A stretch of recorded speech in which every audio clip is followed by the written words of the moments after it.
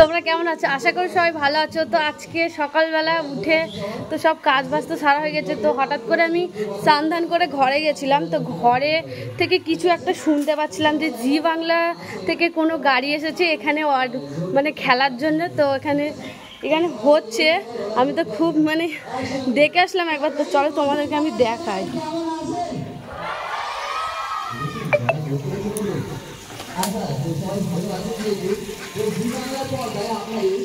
তো ওই দেখো আমাদের বাড়ির পাশেই একেবারে, ওই দেখো,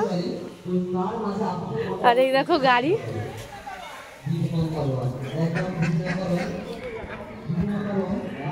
তো এই দেখো এটা গাড়ি।